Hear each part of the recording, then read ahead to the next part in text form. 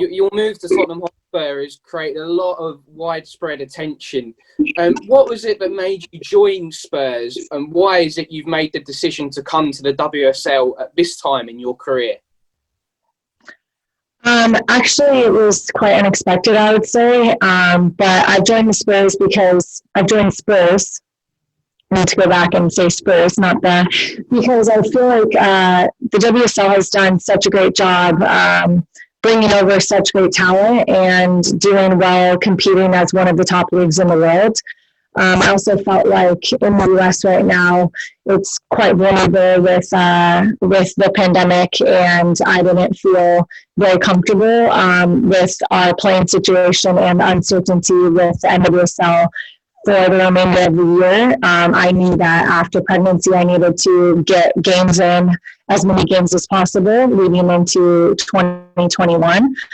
Knowing that the Olympics hopefully will move forward next year. And so I wanted to make sure to put myself in the best position possible to get fit and ready for that. And I thought that competing in one of the best leagues in the world right now, while it started back up after lockdown and everything, was the best option for me. Joining Spurs was important to me because obviously it has, it's such a great organization, and I had opportunity to come here before the World Cup last year and see the facilities and just seeing the progress that the women's team has made, and the facilities that we share with the men.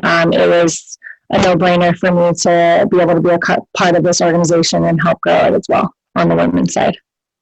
Thank you, Alex. Sorry if that's my phone. Is that mine? Okay. I heard some buzzing. We're going to go to Megan from The Athletic. Hi, Alex. I'm curious if you could put this into context of your career. Obviously, you played in Lyon, but I mean, even thinking back to starting out, Pali Blues, Western New York Flash, Sounders Women, right? What is it that your career has given you to take full advantage of an opportunity like this, of coming to England, of going to WSL and being able to grow something as well on the other side of the Atlantic? Yeah, this is pretty exciting for me because I thought that after having my daughter, I wouldn't really experience playing internationally on the club level. And just being a part of a lot of organizations that I've seen have a lot of growth while I've been a part of it. You look at Orlando Pride, being in the inaugural year and having been with them for 5 years up until now. You look at all of the clubs that you talked about with the Sounders Women, when there wasn't a first division league in the US in 2012. Even Lyon, who had been very well established and kind of getting the opportunity to train with a lot of the best players in the world and competing for a starting spot there because of everyone just being at the top of their game there. This is a new journey for me now to help grow this club and bring, my experience with football, my leadership, but also learn a new style of play because the football here is actually quite different than in the NWSL. And so it gives me a new challenge as well. And I've never been one to hide from challenges. I want to embrace that. And even at my age now, I feel like I still have some growth to make as a player. So this is just such a great opportunity for me. And obviously, I'm in a different part of my life now, juggling being a mother, being away from, my husband and bringing my daughter here. This is quite a different challenge on a lot of levels, but I'm excited for the opportunity. And it's just something new that really came spontaneously, and I think that creates even more excitement around it. One quick follow-up, if I might. I'm sure that you had a lot of discussions as you were deciding to go to England, but were there any teammates, obviously you have a couple Orlando Pride teammates already at the club, but did you talk to anyone in terms of, like maybe a Heather O'Reilly, right, who spent some time in England, or Crystal Dunn? Yeah, I talked to Heather a little bit because the decision was so last minute and down to the wire, with the transfer window closing, with only 48 hours within when I was looking to make my decision. I mostly talked to Alana and Shalina on Spurs, and once I signed, Heather O'Reilly actually texted me saying that I was crazy, but she respected it. So I appreciated that text. But she's been super helpful, giving me recommendations and everything, and tips around London, and asking how the club was, because she as well was here a couple of years ago and just has seen the growth since she left here. Spurs weren't, in the first division, weren't in the WSL when she was here. So for her, it's pretty cool to be able to relay that sort of information to me, and kind of give me any advice that she's had, and she's been able to connect me with some people here as well. Amazing, thank you.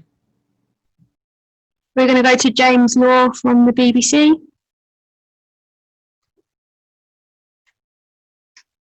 James, are you there? Yes, I am. Thank you. Hi, Alex. Your spell at Lyon in 2017 was mentioned a bit earlier. You won the Champions League. How do you think the game in Europe has evolved since then?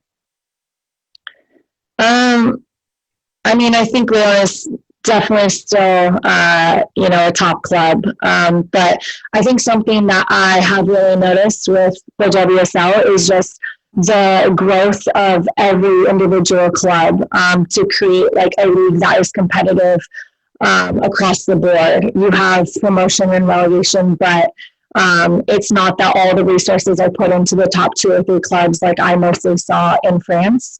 The NWSL is also really competitive across the board, and there's things put in place to create that competitiveness. But I think just the fact that women's football has just really been a popular topic, with the past 2 World Cups being really huge and gaining popularity throughout, I would say, the casual football viewer who wouldn't typically watch women's football. I think that's helped the WSL really grow a lot, across the board. And so you're not seeing just the Man City, Chelsea, and Arsenal dominate, but you're seeing Manchester United start to have a club. You're seeing Spurs come up to the first division. You're seeing teams like Reading doing really well. So there's a lot of different clubs that I think put in a lot of resources to make their club as competitive as possible. And that's what I really respect about this club, is there's not one match that you could kind of put in your second team or kind of take a break on. And I felt like in France, we were able to do that and have quite a bit of rotation within our club. But here I find that it's extremely competitive, just like the NWSL. And so every match you need to, put your best team forward. And you mentioned the World Cup then as well. Obviously, having won back-to-back World Cups of the US, where do you think England are at the moment? Do you think they're closing that gap? Obviously, they've been knocking on the door, but obviously the WSL could have a direct link on how the national team would do, and it seems like the WSL is moving in the right direction. So do you think the national team as well, as a US player, is knocking on that door? Yeah, I think that having a domestic league that does well and brings top talent and keeps top talent domestically is important. And that's why I've wanted to compete in the NWSL for so many years. I've wanted to grow the league domestically there because I think that it's so important to the national team, staying at the top, to identifying more talent and creating as competitive an environment as possible. So coming here, I'm quite impressed with just the quality of players, and I don't think there's much of a gap anymore in general in the women's game when it comes to the top 10 to 20 teams. And England having made the semifinal of the last 2 World Cups, that's quite that's quite an achievement. Obviously, they're looking to get better and better each year, but I feel like it's one of the top teams that we play against. It's probably one of the toughest teams we play against, and anyone who watched that game saw that it could go either way and sometime in parts of the match in the World Cup. And we never take it lightly when we play England. They've continued to progress, and I feel like it's they're only going to compete at the top. And I don't know the ranking right now, but I say that England is definitely top 3 in the world. Thank you.